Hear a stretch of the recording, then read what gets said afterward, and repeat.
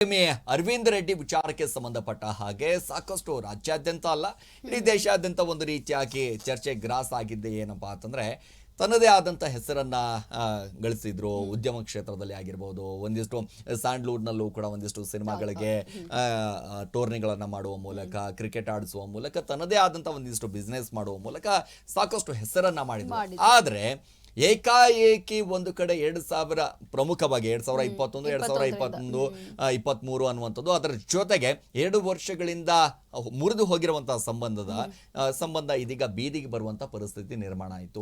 But ಇವತ್ತು ಸುದ್ದಿಗೋಷ್ಠಿ ಮಾಡ್ತಾರೆ. ಸುದ್ದಿಗೋಷ್ಠಿ ಮಾಡುವ ಮೂಲಕ ಎಲ್ಲಾ ಕರಾಳಕತೆ ಪ್ರಮುಖವಾಗಿ ಇನ್ನೊಂದು ಬಾಂಬ್ ಸಿಡಿಸಿದೇನಪ್ಪಾ ಅಂತಂದ್ರೆ ನನಗೆ ಮಾತ್ರ ಅಲ್ಲ 3 ಜನಕ್ಕೂ ಕೂಡ ಇದೇ ರೀತಿಯಾಗಿ ಇವರು ಮಾಡಿದ್ದಾರೆ ಅನ್ನುವಂಥದ್ದು ಹೊಸ ಬಾಂಬ್ ಸಿಡಿಸಿದ್ದಾರೆ. ಸೊ ಹಾಗಾದ್ರೆ ಆ 3 ಜನ ಯಾರು, ಏನ್ ಕತೆ, ಅದೆಲ್ಲವೂ ಕೂಡ ಒಂದು ರೀತಿಯಾದಂತ ಪೊಲೀಸ್ ಅಧಿಕಾರಿಗಳು ತನಿಖೆ ಮಾಡಬೇಕು.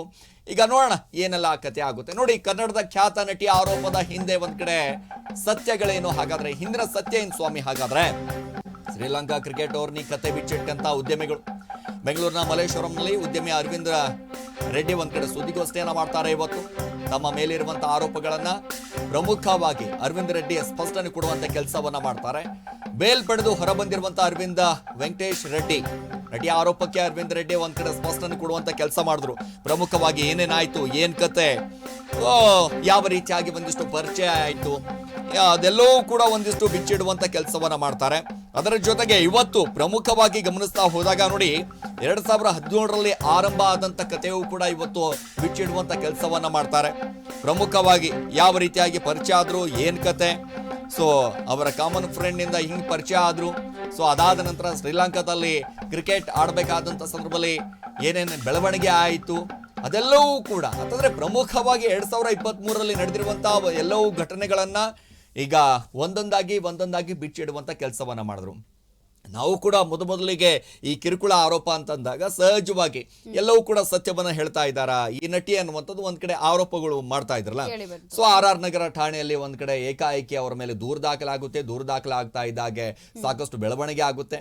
ಬಟ್ ಇವತ್ತಿನ ಸುದ್ದಿಗೋಷ್ಠಿ ಇತ್ತಲ್ಲ ಬಹಳ ಸಾಫ್ಟ್ ಕಾರ್ನರ್ ಇತ್ತು ಒಂದ್ ರೀತಿಯಾಗಿ. ಯಾಕಂದ್ರೆ ನಟಿ ಮೇಲೆ ಇನ್ನೂ ಕೂಡ ಯಾಕಂದ್ರೆ ಆ ಸಂಬಂಧ ಮುರಿದ್ರೂ ಕೂಡ ಒಂದ್ ಕಡೆ ಮನೆ ಮಾಡಿ ಕೊಟ್ಟಿದ್ರು, ಕಾರ್ ಕೊಟ್ಟಿದ್ರು, ಹಿಂಗ್ ಮಾಡ್ದೆ ಸಿಕ್ಕಾಪಟ್ಟೆ ಫೈನಾನ್ಸ್ಲಿ ಅಂತಂದ್ರು ಅವರಿಗೆ ಹಣವನ್ನ ಇಷ್ಟು ಕೊಟ್ಟಿದ್ದಾರೆ ಅಂತಂದ್ರೆ ಹೇಳಕ್ಕೆ ಆಗ್ತಾ ಇಲ್ಲ ಅವರು ಆ ರೀತಿ. ಯಾಕಂದ್ರೆ ಸರಿಸುಮಾರು 3.5 ಕೋಟಿ ರೂಪಾಯಿವರೆಗೂ ಕೂಡ ಅವರಿಗೆ ಖರ್ಚು ಮಾಡಿದ್ದಾರೆ ಅಂತಂದ್ರೆ ಮನೆ ಕೊಟ್ಟಿದ್ದಾರೆ, ಕಾರ್ ಕೊಟ್ಟಿದ್ದಾರೆ. ಓಕೆ ಸರಿ, ಇವಾಗ ನಟಿ ಏನ್ ಹೇಳಿದಾರೆ ಹೇಳಿ ಇದ್ರ ಬಗ್ಗೆ ಒಂದು ಸ್ಪಷ್ಟವಾಗಿ ಒಂದು ಹೇಳಿಕೆಯನ್ನ ಕೊಟ್ಟಿದ್ರು.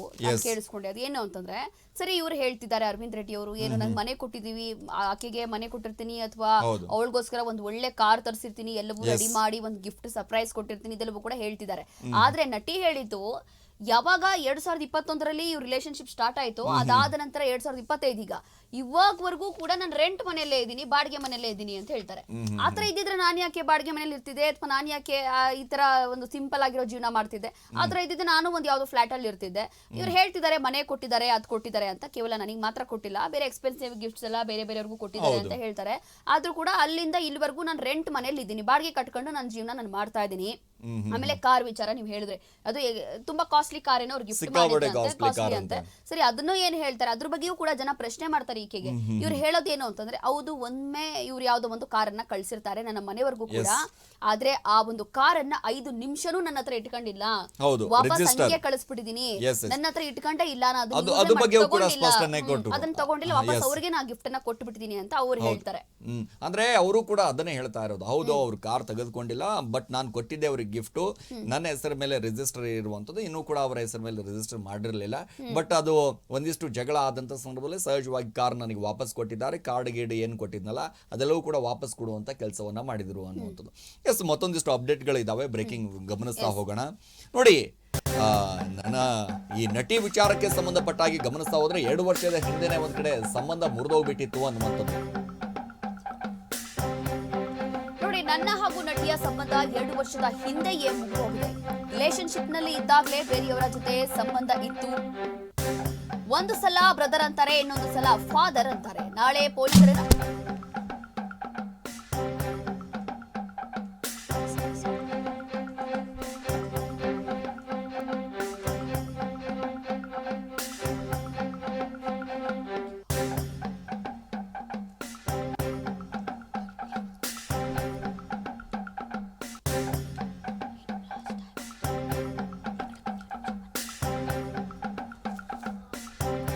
ಸಂಬಂಧ ಮುರಿದೋಗ್ಬಿಟ್ಟಿದೆ ಸ್ವಾಮಿ, ನಮ್ದು ಯಾವುದೇ ರೀತಿಯಾದಂಥ ರಿಲೇಷನ್ಶಿಪ್ ಅಂತಿರಲ್ಲ, ಏನಂತಾರೆ ಅದು ಅದು ಯಾವುದೂ ಕೂಡ ನಾವು ಇರಲಿಲ್ಲ ಅನ್ನುವಂಥ ಲೆಕ್ಕಾಚಾರದಲ್ಲಿ, ಜೊತೆಗೆ ಸಂಬಂಧವು ಕೂಡ ಇಟ್ಕೊಂಡು ಅದೆಲ್ಲವೂ ಕೂಡ ಒಂದು ಕಡೆ ಮುರಿದೋಗ್ಬಿಟ್ಟಿದೆ. ಒಂದು ಸಲ ಬ್ರದರ್ ಅಂತಾರೆ, ಇನ್ನೊಂದು ಸಲ ನನಗೆ ಫಾದರ್ ಅಂತಾರೆ. ನಾಳೆ ಪೊಲೀಸರು ಭೇಟಿಯಾಗಿ ಒಂದು ಕಡೆ ದಾಖಲೆ ಅಂದ್ರೆ ಪ್ರಮುಖವಾಗಿ ಇವತ್ತಿನ ಪ್ರೆಸ್ ಮೀಟಲ್ಲಿ ಏನಾಯ್ತಂದ್ರೆ ಎಲ್ಲ ದಾಖಲೆಗಳನ್ನು ಬಿಡುಗಡೆ ಮಾಡ್ತೀನಿ ಅಂತ ಹೇಳ್ತಾ ಇದ್ರು. ಬಟ್ ಒಂದಿಷ್ಟು ದಾಖಲೆಗಳನ್ನು ತರೋದಕ್ಕೆ ಆಗಲಿಲ್ಲ ಅನ್ನುವಂಥ ಲೆಕ್ಕಾಚಾರದಲ್ಲೂ ಕೂಡ ನೋಡೋಣ ಏನೇನಿದೆ, ಏನೇನು ಕತೆ ಅನ್ನೋದ್ರ ಬಗ್ಗೆ. ಎಸ್, ಒಂದು ಸಾರಿ ಗಮನಿಸ್ತಾ ಹೋಗೋಣ. ನೋಡಿ, ನಾನು ಮರೆತು ಹೋದಂತ ಕತೆ ಮತ್ತ್ಯಾಕೆ ನೆನಪಿಸ್ತಾ ಇದ್ದೀರಿ ನಮಗನ್ನ, ಮತ್ತ್ಯಾಕೆ ನೆನಪು ಮಾಡೋಕ್ಕೆ ಕೊಡ್ತಾ ಇದ್ದೀರಾ ಅದನ್ನ? ಈ ಎಲ್ಲವೂ ಕೂಡ ನಡೆಯೋದಿಲ್ಲ ಅನ್ನುವಂಥ ಲೆಕ್ಕಾಚಾರದಲ್ಲಿ ನಟಿಯ ಆರೋಪಗಳೆಲ್ಲವೂ ಕೂಡ ಸುಳ್ಳು ಅಂತ ಹೇಳಿದ್ದಾರೆ ಅರವಿಂದ್ ರೆಡ್ಡಿ. ಅವಳ ಪ್ರೊಫೈಲ್ ಬ್ಲಾಕ್ ಮಾಡಿ 2 ವರ್ಷ ಆಯ್ತು. ನಾನು 2 ವರ್ಷ ಸಂಬಂಧ ಇಲ್ಲದ ಮೇಲೆ ಲೈಂಗಿಕ ಕಿರುಕುಳ ಹೆಂಗಾಗುತ್ತ್ರಿ? ಅದು ಯಾವ ರಿಲೇಶನ್ಶಿಪ್ಪೋ ಏನೋ ಒಂದು ರೀತಿಯಾಗಿ ಅವ್ರು ಹೇಳಿರುವಂಥದ್ದು ಪ್ರಮುಖವಾಗಿ ಗಮನಿಸ್ತಾ ಹೋದಾಗ ನೋಡಿ, ನಮಗೆ ಈ ರೀತಿಯಾಗಿ ಮಾಡ್ತಾ ಇದ್ದಾರೆ, ಹಂಗೆ ಮಾಡ್ತಾ ಇದ್ದಾರೆ ಅನ್ನುವಂಥದ್ದು. ಸೊ ಮತ್ತೊಮ್ಮೆ ಬಹಳ ಸ್ಪಷ್ಟವಾಗಿ ಇವತ್ತು ಮಾತಾಡಿದ್ರು. ಬಹಳ ವಿಚಾರಗಳ ಬಗ್ಗೆಯೂ ಕೂಡ ಇವತ್ತು ಪ್ರಸ್ತಾಪವನ್ನ ಮಾಡ್ತಾರೆ. ಯಾಕಂದ್ರೆ ನಟಿಯ ಎಲ್ಲವೂ ಕೂಡ ಕರಾಳ ಕಥೆಯನ್ನ ಬಿಚ್ಚಿಡುವಂತ ಕೆಲಸವನ್ನ ಮಾಡ್ತಾರೆ ಇವತ್ತು ಅರವಿಂದ್ ರೆಡ್ಡಿ. ಸೊ ಯಾವ ರೀತಿಯಾಗಿ ನನ್ನನ್ನ ಒಂದ್ ಕಡೆ ಟ್ರಾಪ್ ಮಾಡುವಂತ ಕೆಲಸದ ಜೊತೆಗೆ ಈ ಕಿರುಕುಳ ಅಂತ ಇದಲ್ಲ, ಕಿರುಕುಳ ಅಂತಂದ್ರೆ ಏನು, ಲೈಂಗಿಕ ಕಿರುಕುಳ ಅಂತಂದ್ರೆ ಏನು, ಈ ಸೆಕ್ಸುವಲ್ ಹರಾಸ್ಮೆಂಟ್ ಅಂತ ಅಂದಾಗ ಸಹಜವಾಗಿ 2 ವರ್ಷದಿಂದ ನಾನು ಸಂಬಂಧನೇ ಮುರ್ಕೊಂಡ್ಬಿಟ್ಟಿದ್ದೀನಿ ಅಂತಂದಾಗ ಈಗ ಒಂದು ಲೆಟರ್ ಬರುತ್ತಂತೆ ಅವ್ರ ಮನೆಗೆ. ಆ ಲೆಟರ್ ಬಂದ ತಕ್ಷಣ ನಾನೇ ಮಾಡಿಸಿದ್ದೀನಿ, ನಾನೇ ಮಾಡಿದ್ದೀನಿ ಅಂತ ಇವರು ಹೇಳ್ತಾರಂತೆ. ಸೊ ಸಡನ್ ಆಗಿ ಹರಾಸ್ಮೆಂಟ್ ಅಂತ ಹೇಗೆ ಹೇಳ್ತಾರೆ ಅಂತ ಗೊತ್ತಿಲ್ಲ ಅಲ್ವಾ. ಈಗ ನಟಿನೂ ಕೂಡ ದಿಢೀರಾಗಿ ನನ್ಗೆ ಹರಾಸ್ಮೆಂಟ್ ಮಾಡಿದ್ರು ಅಥವಾ ಮತ್ತೊಂದು ಅಂತ ಹೇಳಲಿಕ್ಕೆ ಸಾಧ್ಯ ಇಲ್ಲ, ಹೇಳ್ಬಾರ್ದಿತ್ತು ಅಂತ ಅನ್ಸುತ್ತೆ. ಯಾಕೆ ಗೊತ್ತಾ, ಇವರೇ ಹೇಳಿದ್ದಾರೆ ಸ್ಟಾರ್ಟಿಂಗ್ ಅಲ್ಲಿ 2021ರಲ್ಲಿ ನಾವು ಮ್ಯೂಚುವಲ್ ಅಂಡರ್ಸ್ಟ್ಯಾಂಡಿಂಗ್ ಅಲ್ಲಿ ಇದೀವಿ, ಇಷ್ಟಪಟ್ಟೆ ನಾವು ಇದ್ದಿದ್ದು ಅಲ್ವಾ. ಇಷ್ಟಪಟ್ಟು ಜೊತೆಲಿ ಇದ್ಕೊಂಡು ಅದ್ ಹೆಂಗ್ ಹರಾಸ್ಮೆಂಟ್ ಆಗ್ಬಿಡತ್ತೆ ಅಲ್ವಾ. ಅವಾಗ ಇರೋ ಟೈಮಲ್ಲಿ ಇವ್ರಿಗೆ ಹರಾಸ್ಮೆಂಟ್ ಅಂತ ಅನ್ಸಿಲ್ವಾ? ಹಾಗಾದ್ರೆ ಅರವಿಂದ್ ರೆಡ್ಡಿ ಅವರು ಬೈಟಿಗೆ ಒಂದ್ಸರಿ ಕೇಳ್ಕೊಂಡ್ ಬಂದ್ಬಿಡೋಣ ಇವತ್ತು ಏನೇನ್ ಮಾತಾಡಿದ್ರು ಅಂತ. ಒಂದ್ಸರಿ ಪ್ಲೇ ಮಾಡ್ಬಿಡಿ ಅದನ್ನ. ತಮ್ಗೇನಾದ್ರೂ ಕ್ಲಾರಿಫಿಕೇಶನ್ ಬೇಕು ಅಂದ್ರೆ ನನ್ನ ಕಡೆಯಿಂದ ಕ್ಲಾರಿಫೈ ಮಾಡೋದು ಇಷ್ಟೇ. ನನಗೆ ಅವ್ರ ಸಂಬಂಧ 2 ವರ್ಷ ಹಿಂದೆನೆ ಮುಗಿದೋಗಿರೋಂಥ ಕತೆ. ಸೊ 2 ವರ್ಷ ನಂತರ ಇವಾಗ ಏನಕ್ಕೆ ಬಂದು ಏನ್ ಮಾಡಿದ್ದಾರೆ ಅಂತ ನನಗೆ ಒಂದ್ ಸ್ವಲ್ಪ ಸರ್ಪ್ರೈಸ್ಡ್ ಆಗಿದ್ದೀನಿ. ಸೊ 2 ವರ್ಷದಿಂದ ಕಾಂಟ್ಯಾಕ್ಟ್ ಅಲ್ಲಿ ಇಲ್ದೇ ಇರೋಂಥ ಒಬ್ಬರ ಜೊತೆ ಹರಾಸ್ಮೆಂಟ್ ಆಗ್ಲಿ, ಇಲ್ಲ ಸ್ಟಾಕಿಂಗ್ ಆಗ್ಲಿ, ಇಲ್ಲ ಅವ್ರಿಗೆ ಟ್ರಬಲ್ ಕ್ರಿಯೇಟ್ ಮಾಡೋದಾಗ್ಲಿ ಅನ್ನೋದು I think it's impossible thing that anybody can do when you not in touch with somebody for 2 long years. So ಅದರಿಂದ ಈ ಕ್ಲಾರಿಫಿಕೇಶನ್ ಕೊಡಬೇಕು ಅಂತ ನಾನು ಇವತ್ತು ನಿಮ್ಮ ಮುಂದೆ ಬಂದಿದ್ದೀನಿ. ಅವ್ರು ಕೊಟ್ಟಿರೋ ಕಂಪ್ಲೇಂಟ್ ಪ್ರಕಾರ ಆಗಸ್ಟ್ ಮಂತ್ ಅಲ್ಲಿ ಅವ್ರ ಮನೆ ಓನರ್ಗೆ ಯಾರೋ ಲೆಟರ್ ಬರ್ದಿದಾರಂತೆ. ಆ ನಂತರ ಅವರ ಫ್ರೆಂಡ್ ಅಂತ ಏನ್ ಕ್ಲೇಮ್ ಮಾಡ್ತಾರೆ, ಅವ್ರ ವೈಫ್ಗೆ ಯಾರೋ ಏನೋ ಲೆಟರ್ ಬರ್ದಿದಾರಂತೆ. ಸೊ ಆ ವಿಚಾರಕ್ಕೆ ಇವರು ನನ್ನ ಮೇಲೆ ಕಂಪ್ಲೇಂಟ್ ಕೊಟ್ಟಿದ್ದಾರೆ. ಅಂದ್ರೆ ನಾನ್ ಮಾಡಿರಬಹುದು ಅಂತ, ನಾನ್ ಮಾಡಿದೀನಿ ಅಂತ ಕನ್ಫರ್ಮ್ ಇಲ್ಲ, ನಾನ್ ಮಾಡಿರಬಹುದು ಅಂತ ಹೇಳಿದಾಗ FIR ರಿಜಿಸ್ಟರ್ ಮಾಡಕ್ ಮುಂಚೆನೆ ನನಗೆ ಒಂದು ನೋಟಿಸ್ ಕೊಟ್ಟು ಕರೆದು ನನ್ನನ್ನು ಇನ್ವೆಸ್ಟಿಗೇಟ್ ಮಾಡಿದ್ರೆ ಅದ್ರ ನಿಜಾಂಶ ಗೊತ್ತಾಗ್ತಾ ಇತ್ತು. ಕಂಪ್ಲೇಂಟ್ ಕೊಟ್ಟಿದ ತಕ್ಷಣ FIR ಮಾಡಿ ನಂತರ ನನಗೆ ನೋಟಿಸ್ ಕೊಟ್ಟರು RR ನಗರ್ ಸ್ಟೇಷನ್ ಅವರು. ಬಟ್ ಅನ್ಫಾರ್ಚುನೇಟ್ಲಿ ನಾನು ಇಂಡಿಯಾನಲ್ಲಿ ಇರಲಿಲ್ಲ, ಅದರಿಂದ ನಾನು ಹೋಗೋಕ್ಕಾಗಿಲ್ಲ. ಆನಂತರ ನಾನು ಪೊಲೀಸ್ ಡಿಪಾರ್ಟ್ಮೆಂಟ್ ಅವ್ರಿಗೆ ಫೋನ್ ಮಾಡಿ ಸಹ ಹೇಳಿದ್ದೀನಿ, ನಾನು ಔಟ್ ಆಫ್ ಕಂಟ್ರಿ ಇದ್ದೀನಿ, ಬಂದ್ಮೇಲೆ ಬಂದು ಭೇಟಿ ಆಗ್ತೀನಿ ಅಂತ. ಅಷ್ಟೊತ್ತಿಗೆ LOC ಕ್ರಿಯೇಟ್ ಮಾಡಿ ನನ್ನನ್ನು ಏರ್ಪೋರ್ಟಲ್ಲಿ ಡಿಟೈನ್ ಮಾಡ್ಕೊಂಡಿದ್ರು. ಮೇಡಮ್, ಇದು ಒಂದ್ಸತಿ ಮಸಾಯಿ ಮಾರಾಗ ಹೋಗಿದ್ರು, ನನ್ನ ಜೊತೆ ರಿಲೇಶನ್ಶಿಪ್ ಅಲ್ಲಿ ಇದ್ದಾಗಲೇ ಒಂದ್ಸತಿ ಮಸಾಯಿ ಮಾರಾಗ ಹೋಗಿದ್ರು. ಆನಂತರ ಬಂದು ತಿರ್ಗಾ ಇನ್ನೊಂದ್ಸತಿ ಮಸಾಯಿ ಮಾರಾಗ ಹೋಗ್ಬೇಕು ಅಂತ ಹೇಳಿದ್ರು, ತಿರ್ಗಾ ಒಂದ್ಸತಿ ಮಸಾಯಿ ಮಾರಾಗ ಹೋದ್ರು. ಆನಂತರ ಇವರಿಬ್ಬರದು ರೆಗ್ಯುಲರ್ ಫೋನ್ ಕಾಂಟ್ಯಾಕ್ಟ್ಸ್ ರೆಗ್ಯುಲರ್ ಆಗಿತ್ತು, ಯಾಕಂದ್ರೆ ಫೋನ್ ಅಲ್ಲಿ ಗೊತ್ತಾಗ್ತಾ ಇತ್ತು. Because we will living together. It was not that I was living in a separate house and she was living in a separate house. So I could relate what was happening ಅಂತ. So 2-3 ಸತಿ ನಾನು question ಕೇಳಿದೆ, she ignored it. ಒಂದ್ಸತಿ ನನಗೆ brother ತರ ಅಂತ ಅಂದ್ರು, ಇನ್ನೊಂದ್ಸತಿ ಫಾದರ್ಲಿ ಫಿಗರ್ 55 years old ಮನುಷ್ಯ ಅಂತ ಅಂದಿದ್ರು. ಆನಂತರ ಟ್ಯಾಂಜಾನಿಯಾಗ ಹೋಗ್ಬೇಕಾದ್ರೆ I got to know that he's a married man with a kid ಅಂತ. ಟ್ಯಾಂಜಾನಿಯಿಂದ ಬಂದ ಮೇಲೆ ಅವ್ರ regular phone contacts regular phone conversations overheard ಮಾಡಿದಾಗ ಐ ಗಾಟ್ ದ ಸಸ್ಪಿಷನ್ ಬಂದಾಗ ಕೇಳಿದೆ. ಸುಮಾರು ಫೋಟೋಗ್ರಾಫ್ಸ್ ಪೋಸ್ಟ್ ಮಾಡಿದ್ರು, ಸುಮಾರು ಫೋಟೋಗ್ರಾಫ್ಸ್ ಅವ್ರ ಫೋನಲ್ಲಿ ಇತ್ತು. ಆ ನಂತರ ಸುಮಾರು ಸತಿ ಕಮ್ಯುನಿಕೇಟ್ ಮಾಡ್ತಾ ಇದ್ರು. ಸೊ ಆ ಡೌಟ್ ಮೇಲೆ ಕೇಳಿದ್ದಕ್ಕೆ ದಟ್ಸ್ ವೆನ್ ಎವ್ರಿಥಿಂಗ್ ಸ್ಟಾರ್ಟೆಡ್. ತಮ್ಗೇನಾದ್ರೂ ಕ್ಲಾರಿಫಿಕೇಶನ್ ಬೇಕು ಅಂದ್ರೆ ನನ್ನ ಕಡೆಯಿಂದ ಕ್ಲಾರಿಫೈ ಮಾಡೋದು ಇಷ್ಟೇ. ನನಗೆ ಅವ್ರ ಸಂಬಂಧ 2 ವರ್ಷ ಹಿಂದೆನೆ ಮುಗಿದೋಗಿರೋಂಥ ಕತೆ. ಸೊ 2 ವರ್ಷ ನಂತರ ಇವಾಗ ಏನಕ್ಕೆ ಬಂದು ಏನ್ ಮಾಡಿದ್ದಾರೆ ಅಂತ ನನಗೆ ಒಂದ್ ಸ್ವಲ್ಪ ಸರ್ಪ್ರೈಸ್ಡ್ ಆಗಿದ್ದೀನಿ.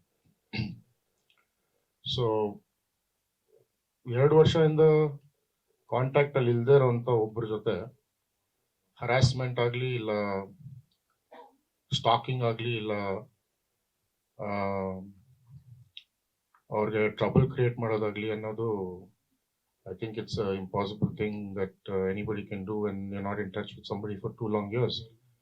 ಸೊ ಅದರಿಂದ ಈ ಕ್ಲಾರಿಫಿಕೇಶನ್ ಕೊಡಬೇಕು ಅಂತ ನಾನು ಇವತ್ತು ನಿಮ್ಮ ಮುಂದೆ ಬಂದಿದ್ದೀನಿ. ಅವ್ರು ಕೊಟ್ಟಿರೋ ಕಂಪ್ಲೇಂಟ್ ಪ್ರಕಾರ ಆಗಸ್ಟ್ ಮಂತ್ ಅಲ್ಲಿ ಅವ್ರ ಮನೆ ಓನರ್ಗೆ ಯಾರೋ ಲೆಟರ್ ಬರ್ದಿದಾರಂತೆ. ಆ ನಂತರ ಅವರ ಫ್ರೆಂಡ್ ಅಂತ ಏನ್ ಕ್ಲೇಮ್ ಮಾಡ್ತಾರೆ, ಅವ್ರ ವೈಫ್ಗೆ ಯಾರೋ ಏನೋ ಲೆಟರ್ ಬರ್ದಿದಾರಂತೆ. ಸೊ ಆ ವಿಚಾರಕ್ಕೆ ಇವರು ನನ್ನ ಮೇಲೆ ಕಂಪ್ಲೇಂಟ್ ಕೊಟ್ಟಿದ್ದಾರೆ. ಅಂದ್ರೆ ನಾನ್ ಮಾಡಿರಬಹುದು ಅಂತ, ನಾನ್ ಮಾಡಿದೀನಿ ಅಂತ ಕನ್ಫರ್ಮ್ ಇಲ್ಲ, ನಾನ್ ಮಾಡಿರಬಹುದು ಅಂತ ಹೇಳಿದಾಗ FIR ರಿಜಿಸ್ಟರ್ ಮಾಡಕ್ ಮುಂಚೆನೆ ನನಗೆ ಒಂದು ನೋಟಿಸ್ ಕೊಟ್ಟು ಕರೆದು ನನ್ನನ್ನು ಇನ್ವೆಸ್ಟಿಗೇಟ್ ಮಾಡಿದ್ರೆ ಅದ್ರ ನಿಜಾಂಶ ಗೊತ್ತಾಗ್ತಾ ಇತ್ತು. ಕಂಪ್ಲೇಂಟ್ ಕೊಟ್ಟಿದ ತಕ್ಷಣ FIR ಮಾಡಿ ನಂತರ ನನಗೆ ನೋಟಿಸ್ ಕೊಟ್ಟರು RR ನಗರ್ ಸ್ಟೇಷನ್ ಅವರು. ಬಟ್ ಅನ್ಫಾರ್ಚುನೇಟ್ಲಿ ನಾನು ಇಂಡಿಯಾನಲ್ಲಿ ಇರಲಿಲ್ಲ, ಅದರಿಂದ ನಾನು ಹೋಗೋಕ್ಕಾಗಿಲ್ಲ. ಆನಂತರ ನಾನು ಪೊಲೀಸ್ ಡಿಪಾರ್ಟ್ಮೆಂಟ್ ಅವ್ರಿಗೆ ಫೋನ್ ಮಾಡಿ ಸಹ ಹೇಳಿದ್ದೀನಿ, ನಾನು ಔಟ್ ಆಫ್ ಕಂಟ್ರಿ ಇದ್ದೀನಿ, ಬಂದ್ಮೇಲೆ ಬಂದು ಭೇಟಿ ಆಗ್ತೀನಿ ಅಂತ. ಅಷ್ಟೊತ್ತಿಗೆ LOC ಕ್ರಿಯೇಟ್ ಮಾಡಿ ನನ್ನನ್ನು ಏರ್ಪೋರ್ಟ್ ಅಲ್ಲಿ ಡಿಟೈನ್ ಮಾಡ್ಕೊಂಡಿದ್ರು. ಮೇಡಮ್, ಇದು ಒಂದ್ಸತಿ ಮಸಾಯಿ ಮಾರಾಗ ಹೋಗಿದ್ರು, ನನ್ನ ಜೊತೆ ರಿಲೇಶನ್ಶಿಪ್ ಅಲ್ಲಿ ಇದ್ದಾಗ್ಲೇನೆ ಒಂದ್ಸತಿ ಮಸಾಯಿ ಮಾರಾಗ ಹೋಗಿದ್ರು. ಆನಂತರ ಬಂದು ತಿರ್ಗಾ ಇನ್ನೊಂದ್ಸತಿ ಮಸಾಯಿ ಮಾರಾಗ ಹೋಗ್ಬೇಕು ಅಂತ ಹೇಳಿದ್ರು, ತಿರ್ಗಾ ಒಂದ್ಸತಿ ಮಸಾಯಿ ಮಾರಾಗ ಹೋದ್ರು. ಆನಂತರ ಇವರಿಬ್ಬರದು ರೆಗ್ಯುಲರ್ ಫೋನ್ ಕಾಂಟ್ಯಾಕ್ಟ್ಸ್ ರೆಗ್ಯುಲರ್ ಆಗಿತ್ತು, ಯಾಕಂದ್ರೆ ಫೋನ್ ಅಲ್ಲಿ ಗೊತ್ತಾಗ್ತಾ ಇತ್ತು. Because we will living together. It was not that I was living in a separate house and she was living in a separate house. So I could relate what was happening ಅಂತ. So 2-3 ಸತಿ ನಾನು question ಕೇಳಿದೆ, she ignored it.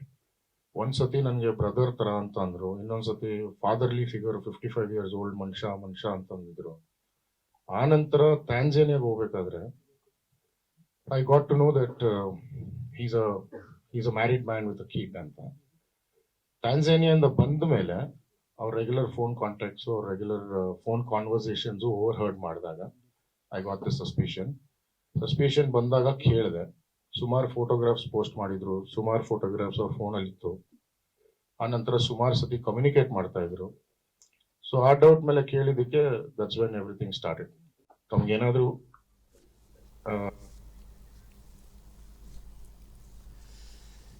Arvind ಅವರು ಬಹಳ ಸ್ಪಷ್ಟವಾಗಿ ಹೇಳ್ತಾ ಇದ್ರು ಎಲ್ಲಿಂದ ಆರಂಭ ಆಯಿತು, ಏನು ಕತೆ ಅನ್ನೋದ್ರ ಬಗ್ಗೆಯೂ ಕೂಡ.